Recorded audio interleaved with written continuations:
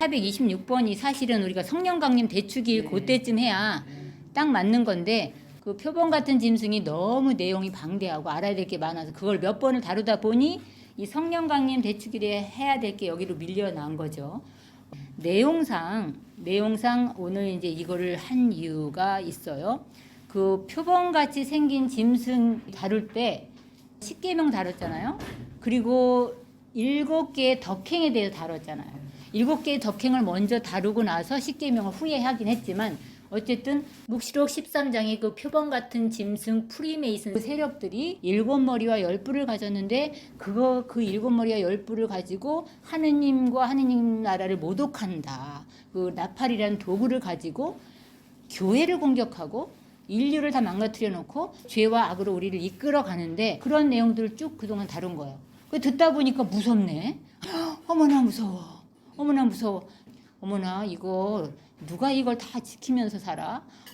지금 이 시대에 살아남을 자가 과연 어디 있을까? 이런 아주 절망적인 생각까지 들 정도로 무서운 내용을 다뤘어요. 그런데 오늘은 그게 아니라 그렇게 무섭고 힘든 이 세상에 죄악 구렁텅이 속에 사는 것 같아도 우리는 그 안에서 찬란한 새 시대가 온다. 또한 체나골로를 통해서 우리는 그 새 시대를 제일 앞서서 맞이할 사람들로 선택됐다, 뽑혔다, 뭐 이런 것들을 오늘은 얘기하는 거예요. 그러니까 426번을 이렇게 자세히 보시게 되면 7번에 성령께서는 하느님 은총의 빛으로 너희 영혼을 비추시어 성덕의 길로 인도하는 일을 맡고 계신다.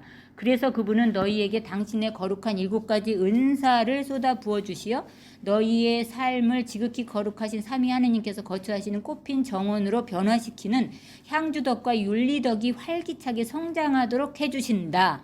여기서 향주덕과 윤리덕을 언제 들었어요? 그 표본과 같이 생긴 짐승 그 7머리 할 때 들었잖아요. 자, 성령에 대해서 여기 이 책에 굉장히 많은 부분에 나오는데 오늘은 특별히 요 메시지 426번을 뽑은 이유는 바로 지난번 표본과 같이 생긴 짐승을 다룰 때 언급했던 내용이 여기 나오기 때문에 많은 것 중에 426번을 선택한 거예요. 여기서 향주덕과 윤리덕이 활기차게 성장하도록 해주신다. 그 표본과 같이 생긴 짐승이 7가지 악행인 7제종으로 내몰더라도 우리는 누구의 도움으로 이 7가지 덕행을 쌓을 수 있느냐? 성령의 도움으로. 그런 내용이 여기 들어있어서 오늘은 이것을 다룹니다. 자, 성령께서 오시면 우리는 완전히 새로워진다. 완전히 새로운 사람이 된다. 자, 3번에 가서 보시면 오직 사랑의 영만이 온 세상을 새롭게 하실 수 있다. 오직 사랑의 영만이 새 하늘과 새 땅을 이룩하실 수 있다. 자, 오직 사랑의 영만이 인간의 마음과 영은 교회와 온 인류를 준비시키시어 영광에 쌓여 너희에게 다시 오실 예수님을 영접하게 하실 수 있다. 이렇게 성모님이 말씀하시는 거예요. 그럼 여기서 새하늘과 새 땅 어디서 들었어요? 우리 묵시록에서 이 새하늘과 새 땅에 대해서 얘기를 우리가 나눴었잖아요. 그 새하늘과 새 땅을 언급하면서 신랑을 맞이하는 신부처럼 단장한 그 새 예루살렘이 하늘로부터 내려온다는 얘기도 우리가 다뤘었잖아요. 자, 그 중에 이 새하늘과 새 땅을 오늘은 성모님이 또 얘기를 하는 거예요. 그러면 우리가 수없이 이 새하늘과 새 땅에 대해서 들었어요. 새하늘과 새 땅이 온다는데 그 새하늘과 새 땅은 뭘까? 자, 이 새하늘과 새 땅은 뭘까 하면서 우리 생각에는 어떤 생각이 먼저 떠오르냐면 지금 이 세상의 지구는 완전히 다 없어져 버리고 새로운 땅, 새로운 지구 출현, 완전히 대멸망이 오고 그 다음에 새하늘과 새 땅으로 완전히 새롭게 지구가 그냥 다시 편성되나? 이렇게 생각을 할 수 있어요. 아니 대부분 그냥 새하늘과 새 땅 하면 그런 생각이 먼저 되어져요. 근데 오늘 성모님이 여기서 새하늘과 새 땅을 이룩하실 거라는 거예요. 사랑의 영께서. 그러면 사랑의 영이 지구를 뒤집는단 말일까? 그런 의미가 아닌 거예요.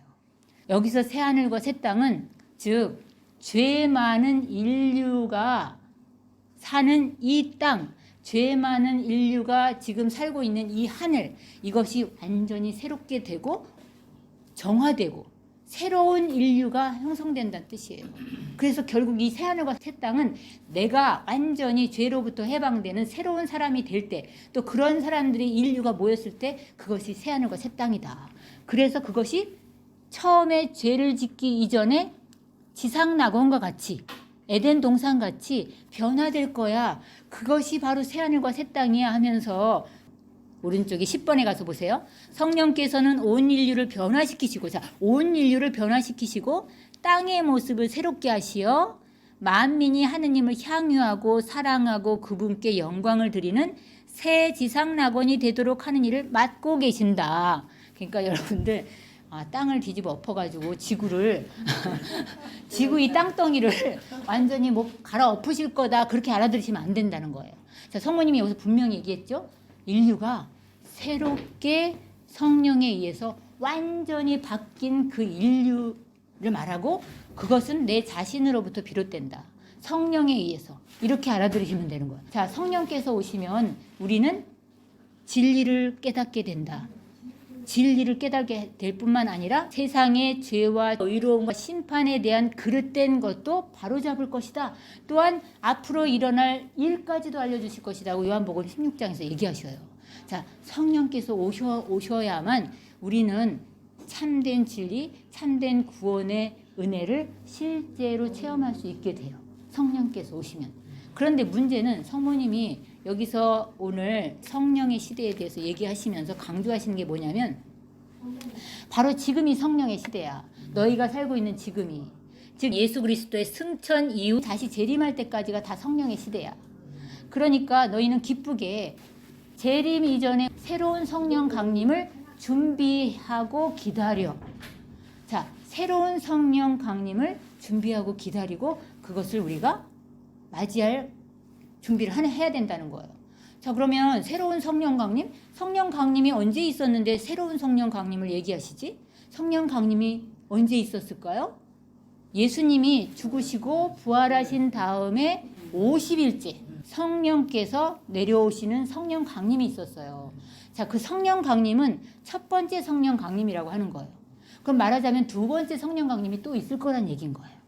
자, 두 번째 성령 강림. 그러면 첫 번째 성령 강림이 무엇인지를 알아야 두 번째 성령 강림을 우리가 아주 확실하게 고대하고 준비할 수 있는 거예요. 그럼 첫 번째 성령 강림이 어떤지를 여러분들이 성서에서 알아야 돼요. 사도행전 2장을 펴보시는데 오늘 이 성령 강림을 잘 여러분들이 알아두셔야 되는 게 거기 2장 보시면 제목이 뭐라고 돼 있어요?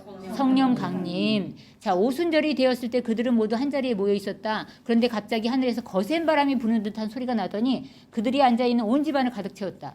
그리고 불꽃 모양의 혀들이 나타나 갈라지면서 각 사람 위에 내려앉았다. 그러자 그들은 모두 성령으로 가득 차 성령께서 표현의 능력을 주시는 대로 다른 언어들을 말하기 시작했다. 이렇게 나와 있어요. 그죠?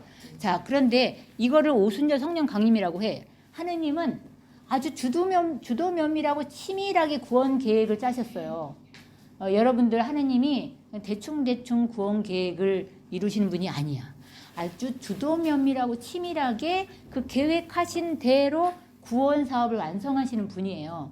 그러면 이 성령 강림 이 날짜가 오순절이라고 나와 있잖아요. 자, 그럼 이 오순절도 하느님이 다 계획했겠죠. 그죠? 언제부터? 제가 늘 말하는 천지창조 이전부터 하느님은 이 오순절 성령 강림이 있을 것도 계획하셔서 있는 일이 사건인 거예요. 자, 그러면은 오순절이 예수님이 부활하시고 나서 50일째. 그럼 예수님은 부활하시고 나서 40일 동안 지상에 계셨다고 했잖아요. 40일 동안 지상에 계셨다가 승천하시고 나서 그리고 나서 며칠이 돼야 성령 강림이 된 거예요? 열흘 뒤에. 그러면은 성모님과 함께 사도들은 예수님이 죽으시고 부활하신 뒤에 부활하자마자 담대하게 사람들에게 예수님 부활하셨소라고 전한 게 아니에요. 두려워서 숨었어요. 사도들은 다락방에 가서 숨었는데 그 다락방이 어디 나오냐면 바로 1장에 나오는 거예요. 1장 13절에 가서 보면 자, 성 안에 들어간 그들은 자기들이 묵고 있던 위층방으로 올라갔다. 그들은 베드로와 요한과 야고보, 안드레아, 필립보, 토마스, 바르톨로메오, 마테오, 알페오의 아들 야고보와 열혈당원 시몬과 야고보의 아들 유다였다. 그들은 모두 여러 여자와 예수님의 어머니와 그분의 형제들과 함께 한마음으로 기도에 전념했다. 그러니까 기도에 전념하러. 왜냐하면 예수님이 내가 가면 너희에게 성령을 보내겠다고 약속했거든. 그러니까 내가 갔잖아, 하늘로. 그러니까 성령을 보내겠다는 약속을 알고 있잖아요. 그러니까 저 다락방에서 성모님과 함께 뭘 강구했겠어요? 자, 성령께서 오시기를. 그랬는데 그러면 그날부터 기도에 들어가면 1, 2, 3, 4, 5, 6, 7, 8, 9일 하고 10일째 성령이 온 거예요. 여러분들이 9일 기도라는 걸 왜 하는 거냐면 여기서부터 9일 기도가 나온 거예요. 자, 9일 기도의 유래가 자, 약속하신 성령을 보내달라고 성모님과 함께 여기서 9일 동안 기도하고 10일째 성령이 왔기 때문에 그때부터 9일 기도가 생긴 거예요. 그럼 여러분들 목주의 9일 기도를 왜 하냐? 자, 여기서 성모님과 함께 기도한 다락방에서 유래했다. 자, 그러면 이 다락방이 지금 우리가 하는 체납골로의 기원인 거예요. 자, 그럼 여러분들은 체납골로 했는데 그 체납골로가 라틴어로 다락방이라고 그랬잖아요. 자, 사도행전에 등장한 이 성령 강림 때 다락방에서 성모님과 함께한 기도 모임이 바로 그걸 그대로 재현하는 모임이 이 체납골로 기도 모임인 거예요. 아, 이제 이 체납골로가 성령 강림을 고대하면서 성모님과 함께 기도했던 그 첫 번째 모임에서 기원해서 우리 체납골로 모임이 생겼구나. 이거 여러분들이 오늘 확실히 아셔야 되고, 아, 우리는 성모님과 함께 성령을 고대하는 모임이구나. 그래서 성모님이 제2의 성령 강림을 체납골로에서 너희가 함께 나와 함께 기다리자, 준비하자 하는 거구나 하면서 오늘 12번에 자, 그러니 나와 함께 기도의 다락방이 어디서나 불어나게 하여라. 온 교회가 티 없는 내 성심의 영적 다락방에 들어와서 이 천상 엄마와 함께 끊임없는 기도로 마음을 모아야 한다.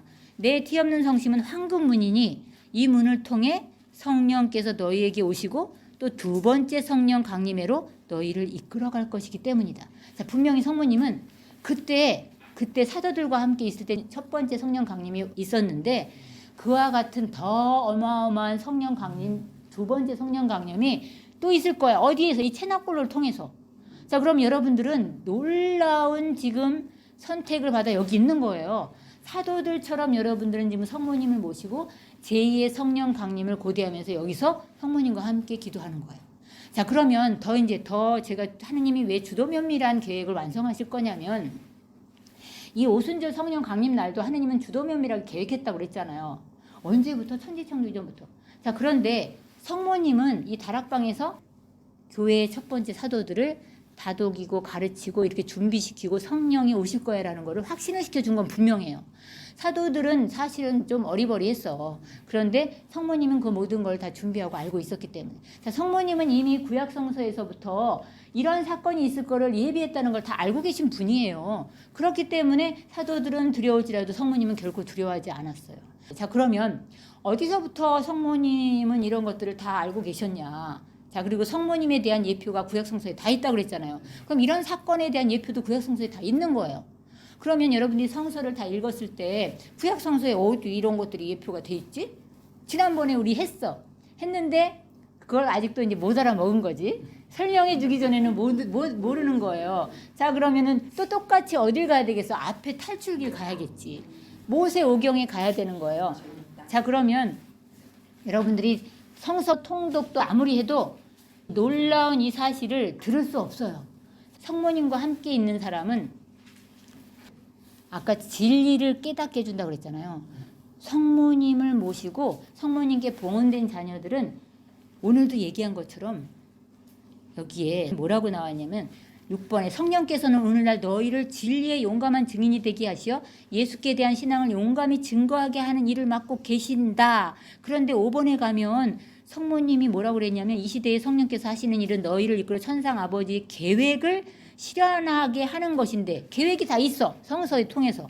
그것은 성부의 아들이신 예수 그리스도께서 완전하고 보편적인 영광을 받으시게 하는 것이다.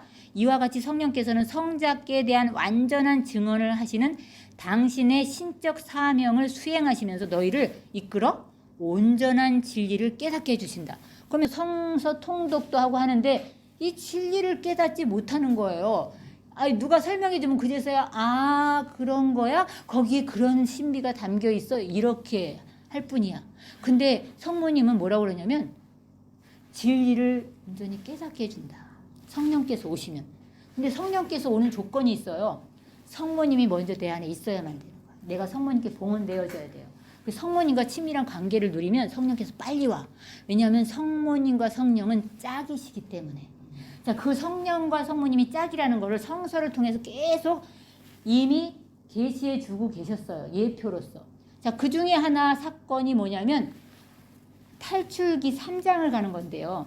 모세의 얘기가 나오는데 모세가 처음에 사람을 죽이고 미디안 땅으로 도망가잖아요. 여기 보면 3장 1절에 모세는 미디안의 사제인 장인 이트로의 양떼를 치고 있었다. 그는 양떼를 몰고 광야를 지나 하느님의 산 호렙으로 갔다. 주님의 천사가 떨기 나무 한가운데로부터 솟아오르는 불꽃 속에서 그에게 나타났다.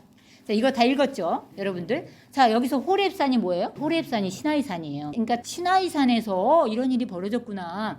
자, 시나이산을 하느님의 산이라고 하는데 이 하느님의 산에 모세가 갔는데 주님의 천사가 떨기나무 한가운데로부터 솟아오르는 불꽃 속에서 그에게 나타났다. 그가 보니 떨기가 불에 타는데 그 떨기는 타서 없어지지 않았다. 없어지지 않았대요. 자, 모세는 내가 가서 이 놀라운 광경을 보아야 되겠다. 저 떨기가 왜 타버리지 않을까 하고 생각하였다. 모세가 보러 오는 것을 주님께서 보시고 떨기 한가운데에서 모세야 모세야 하고 그를 부르셨다. 그가 예 여기 있습니다 하고 대답하자 주님께서 말씀하셨다. 이리 가까이 오지 마라. 내가 서 있는 곳은 거룩한 땅이니 내 발에서 신을 벗어라 하면서 이게 모세의 성수 부르심에 관한 얘기가 나오는 거예요. 자, 모세가 왜 부르심을 받았어요? 내 백성을 꺼내오너라. 데려오느라 하려고 지금 이게 부르신 거예요. 그런데 그 부르시는 첫 장면에 등장한 이 사건이 내용을 자세히 보게 되면 떨기나무가 등장해. 그리고 불꽃이 등장해. 거기에 먼저 천사가 후루룩 나타나. 그리고 천사가 나타난 뒤에 야훼 하느님이 거기에 나타나요. 하느님의 그 첫 번째 부르심의 이 놀라운 장면에 특별한 장면을 펼치셨는데 참 특이하게도 떨기나무가 등장하고 불길이 등장하고 뭐 이런 것들을 왜 설정했을까요? 하느님은 그것을 상징적으로 우리에게 무언가를 예표하기 위해서 그런 거예요. 자, 이 장면은 뭐를 예표한 거라고 우리 교부들은 얘기하냐면 놀라지 마세요. 성모 마리아의 동정성을 설명한다고 얘기하고 있어요. 자, 그러면 자 보세요. 성모 마리아가 예수님을 잉태할 때 장면이 루카복음에 가면 있어요. 1장에. 자, 거기에서 천사가 성모님에게 나타나서 하는 말이 있어요. 자, 성령이 너에게 내려오시고 지극히 높으신 분의 힘이 너를 덮을 것이다. 그러므로 태어날 그 아기를 거룩한 하느님의 아들이라고 부를 것이다. 라고 얘기하는 이 장면이 뭐냐면 바로 이 모세의 떨기나무 장면인 거예요. 자, 그리고 나서 성모님이 뭐라고 얘기하시냐면 주님의 종이오니 그대로 제게 이루어지소서라고 하면서 그 순간 성령이 내려와서 자, 우리는 지금 여기 성령이 내려왔다고 불을 상상하지 않지만 성모님은 그때 불길에 휩싸인 거예요. 그리고 성모님이 그 몸에 불길이 휩싸여서 성령이 내려왔지만 성모님은 그 몸에 손상을 받지 않았어요. 여러분들 보세요. 떨기나무는 나무가 손상을 입지 않아요. 전혀. 그런데 불길이 타오르고 있어요. 즉 성령의 불이 하느님의 영의 불이 거기에 타고 있는데 그 나무는 전혀 손상을 입지 않고 있어요. 자, 성모님에게 성령의 불이 타서 하느님이 내려오셨는데 성령이 내려오셨는데 그 육체에 손상을 입히지 않았어요. 즉 성모님은 손상을 입지 않은 채로 생명이신 하느님의 아들을 잉태한 거예요. 그대로 그의 육체가 보존된 채로 그 나무, 즉 생명나무에 손상을 입지 않았어. 자, 여기서 말하는 이 나무는 누굴 뜻한다고? 여러분들은 처음부터 배웠잖아요. 그 생명나무가 누굴 말한다고 했어요? 성모님. 자, 성모 마리아는 이 나무는 아무 손상을 입지 않은 채 하느님이 그 몸 안에 나타난 거예요. 야훼께서 그 당신 아들 예수 그리스도를 그 몸에 잉태케 했음으로 인해서 이 모세의 성소처럼 성모님은 새로운 모세가 된 거예요. 즉 말하자면 내 백성을 이 악의 종살이, 그 이집트라는 사탄이라고 상징되는 그 악의 세력으로부터 내 백성을 구출해내라는 모세의 소명과 같은 어마어마한 소명을 받는 그 순간이 바로 성모님의 잉태 순간이에요. 그 사명은 우리를 죄로부터 악마로부터 그 지배로부터 꺼내오도록 위대한 사명을 성모님에게 내린 창세기 3장 15절을 이루신 사건인 거예요. 근데 이것을 우리 교회에는 교부들이 이미 다 얘기했어요. 제가 지난번에 그 성모님의 원죄 없는 잉태 교의 선포하는 이 책 보여줬었죠. 여기에 제가 지금 설명한 걸 다 적진 않았지만 자, 탈출기의 그 모세의 떨기나무 사건에서 성모님에 대한 예표를 볼 수 있습니다. 다 나와 있어요. 나중에 내가 이 성서에 대해서 하나님의 구원 계획의 신비를 성모님을 통해서 이해하고 내가 받아들이고 했을 때 와, 너무나 놀라운 것이구나. 이미 하느님은 천지창조 이전부터 자 구약의 모든 성조와 예언자들 안에 성모 마리아가 계심을 예표해 놓고 있었고, 여러분들 아브라함이 성모님을 예표한다는 것도 많이 듣고 있잖아요. 아브라함이 이삭을 제물로 바치는 그것은 성모 마리아에 대한 예표다. 그래서 예수님이 돌아가신 그 장소는 이삭이 제단 위에 바쳐진 그 장소 그대로 거기에서 예수님이 돌아가셨어요. 자, 그 이삭이 아브라함하고 그 모리아라는 땅을 향해 걷고 있는데 그 등에 뭘 지고 갔어요? 이삭이 장자가. 그게 십자가 나무예요. 그 십자가를 지고 모리아 산까지 갔는데 그 모리아가 골고타 산이에요. 자, 그리고 거기서 아브라함은 아들을 제물로 바치려고 했던 건데 그게 바로 성모 마리아가 똑같이 골고타 언덕에서 그 십자가를 지고 가는 아들과 함께 가는 그 장면을 미리 예표하고 있다. 그리고 제가 지난번에 스카플라 얘기할 때 엘리야 예언자 얘기했잖아요. 자, 그러면 구약 성서의 모든 밑바탕에 누가 있는 거냐면 성모 마리아가 이미 다 예표되어 있다. 다 제가 지금 설명할 수는 없지만 어쨌든 그런 모든 것, 이거 얼마나 대단하고 놀라운 거예요. 그런데 그 시나이산 사건은 모세가 시나이산 즉 호렙에서 소명을 받고 난 뒤 우여곡절 끝에 결국 이스라엘 백성을 이끌고 탈출에 성공했잖아요. 그리고 다시 도착한 곳이 시나이산이에요. 근데 이집트에서 탈출한 지 며칠째인지 아세요? 50일째예요. 자, 이집트에서 언제 이스라엘 민족이 탈출하냐면 과월절날 어린 양을 잡아서 그 피를 문설주에 바르고 빨리 탈출해. 그리고 나서 탈출해서 시나이산 호렙에 도착한 게 50일째예요. 자, 그때 불길이 치솟으면서 하느님이 거기에 임재하신 거예요. 자, 불길이 뭐겠어요? 성령의 불길이고 거기서 하느님이 현존하시면서 모세에게 말씀하시는 거예요. 그래서 시나이산에서 하느님과 모세가 계약을 맺고 정식으로 이스라엘 백성이 출범하게 된 거예요. 이것이 바로 사도행전의 성령 강림 사건의 예표인 거고, 그래서 신약의 새 파스카 사건인 예수 그리스도의 부활 이후 50일째 즉 오순절날 새 이스라엘 백성인 교회가 창립됐잖아요. 자, 그 시나이산 사건은 오순절의 성령 사건임을 예표하는 거예요. 다 앞으로 이런 일들이 실제 일어날 거야. 근데 50일째 되는 날 똑같이 시나이산에서처럼 제자들 가운데 오순절날 성령이 불혀 모양으로 내려왔어요. 그리고 여기 불길처럼 갈라지면서 사도들 위에 내렸다라고 나와 있잖아요. 자, 그런데 우리가 알고 있는 것에는 먼저 성모님께 불길이 먼저 내려오고 성모님에게서 사도들에게 갈라져요. 그거는 기록되어 있지 않아요. 자, 성모님에게 먼저 내려오고 거기서 갈라져 나가요. 자, 이 오순절 성령 강림 사건은 이미 구약 성서에 이러한 일이 있을 것임을 미래를 예표하면서 모두 다 성모님을 통해서 이루어질 걸 준비했다는 거예요, 미리. 자, 그럼 여러분들 제2의 성령 강림이 또 이렇게 일어날 거예요라는 거를 믿어야 안 믿어요? 믿어야 되는 거예요. 저는 이제 그래서 얘기를 이렇게 해드리는 거예요. 하느님의 구원 계획은 치밀하고 그것은 완성됐었고 완성될 것이며 성모님이 말한 이 체나골로를 통해서 또 그런 일이 일어날 거야 그랬으면 그거를 여러분들은 믿고 이 체나골로를 통해서 제2의 성령 강림을 준비해야 된다라는 거예요. 근데 그것은 성모님의 티 없는 성심을 통해서 일어날 거야. 첫 번째 성령 강림도 성모님의 그 티 없는 성심의 전구 때문에 하느님이 보내신 거예요, 성령을. 또 제2의 성령 강림도 역시 그럴 것이다. 그런 일이 일어날 것이다. 그리고 지금도 일어나고 있다. 이 안에서. 그래서 성모님이 여기서 이 책에서 말씀하신 것들을 조금도 의심치 말고 여러분들이 성모님이 하신 말씀들은 이 성서가 예언되어 있으면서 그 모든 말씀을 다 하나하나 성취해 가고 계시는 그 하느님의 놀라운 구원 사업을 예수님의 재림이 있을 때까지 그대로 수행하는데 이 성령의 시대에는 자, 예언자도 이제 다 없잖아. 그죠? 성조도 예언자도 다 지난 시대에 우린 살고 있는데 그 모든 역할을 누가 하고 있다? 성모님이 하시는 거예요.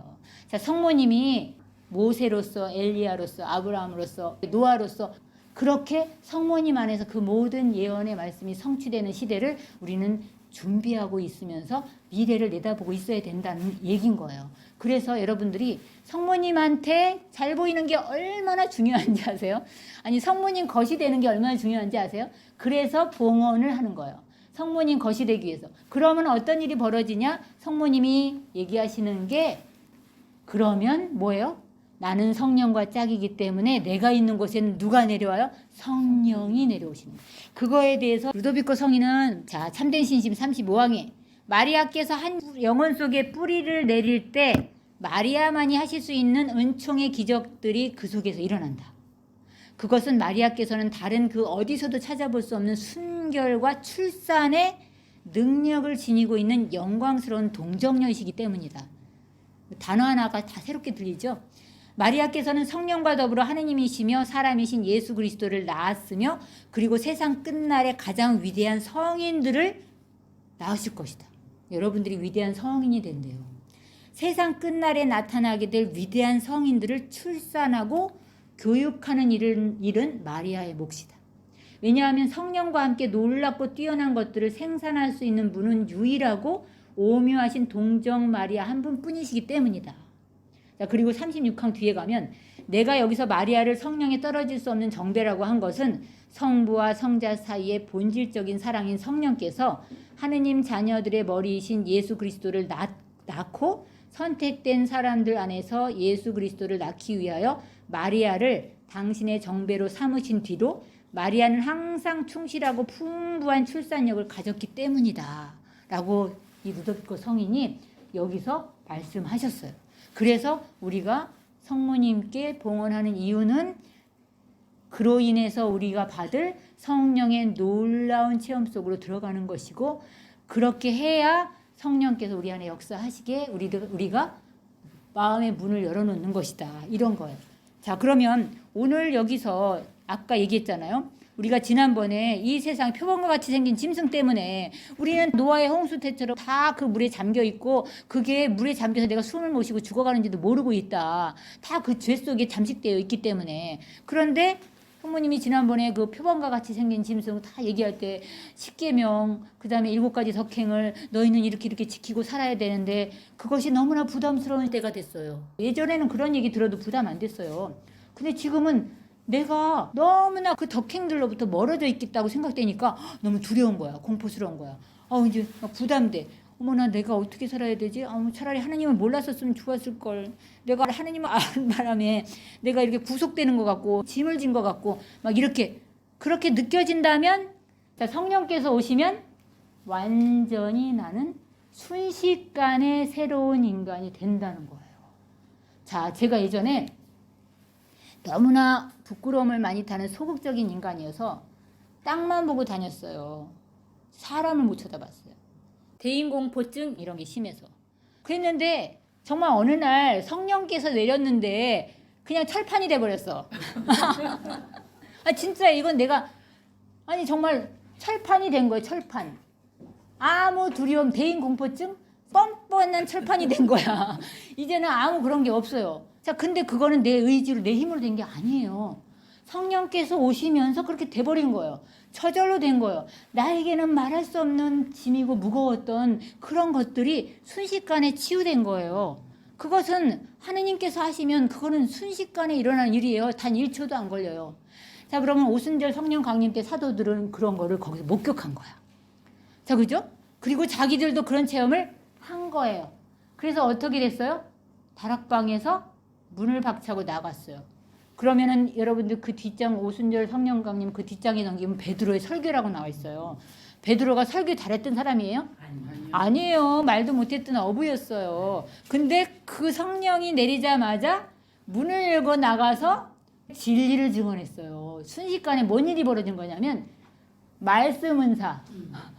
하여튼 은사는 다 내려온 거야. 그 다음에 우리가 말하는 7가지 성령의 은사뿐만 아니라 7가지 덕행을 실천할 수 있는 그 모든 것들을 다 받은 거예요. 자, 그러면 여러분들 지난번에 그 표범과 같이 생긴 짐승이 그렇게 두렵고 공포스러워서 내가 감히 그 짐승을 이겨 넘길 수 있을까라는 두려움이 있었다면 오늘은 순식간에 여러분들이 그런 것이 가능하다라는 희망을 가져야 되는 게 이 체납골로를 통해서 우리가 성모님께 봉헌되어지고 성령의 은혜를 체험하게 되면 우리는 단 1초도 안 걸려서 내가 완전히 새로워질 수 있어요. 자, 그래서 우리는 다시 또 이 체납골로를 통해서 그런 성령의 은혜를 체험하도록 성모님이 오늘 계속 오소서 성령님 지극히 사랑하시는 당신 정배 마리아의 티 없는 성심에 힘 있는 전구를 들으시어 오소서라고 자주 되네요. 자주 여기 이 고피시모님 책에서 그런 메시지를 여러 차례 하고 계시는데 또 확인을 시켜드릴게요. 521번에 14번에 가면 오소서 성령님 지극히 사랑하시는 당신 정배 마리아의 티 없으신 성심에 힘 있는 전구를 들으시어 오소서. 자, 이 가르쳐 준 거를 계속 하라고 아주 자주 하라고 여러 곳에서 이 말씀을 하시는 거예요. 자, 습관이 될 정도로 해라. 왜냐하면 우리 이 체납골로를 통해서 제2의 성령 강림이 우리에게 이루어지는 걸 확신하고 믿고 그렇게 하는 사람들은 그에게 우리가 각자 어느 장소에 있든지 성령의 임하심을 체험하게 되고 성령을 통해서 쉽게 덕을 쌓아 나아갈 수 있다라는 거예요. 자, 그래서 여러분들 오늘 이 521번에 4번에도 얼마나 좋은 말씀이 있냐면 기다려 맞이하는 새 시대에 도달하려면 새롭고 보편적인 성령의 내림, 즉 두 번째 성령 강림이 하루바삐 이루어질 필요가 있다. 그런데 그것은 오로지 내 티 없는 성심의 영적 다락방 안에서만 가능한 일이다. 너희 천상 엄마인 내가 이 마지막 시대를 위해 마련한 이 다락방에 교회 전체가 들어오기를 오늘 재차 당부하는 이유가 거기 있다. 티 없는 내 성심에 봉헌함으로써 여기에 들어올 수 있는 것이다. 아멘. 자, 그래서 여러분들 이 체납골로가 얼마나 중요한 건지 주변 사람들도 이 체납골로를 할 수 있게 우리가 홍보해야 되는 중요성을 오늘 또 성모님이 얘기하시는 거예요. 여러분들 정말 아멘이라고 응답하시면서 오늘 성모님이 주신 이 메시지를 기쁘게 우리가 실천하도록 노력합시다. 아멘.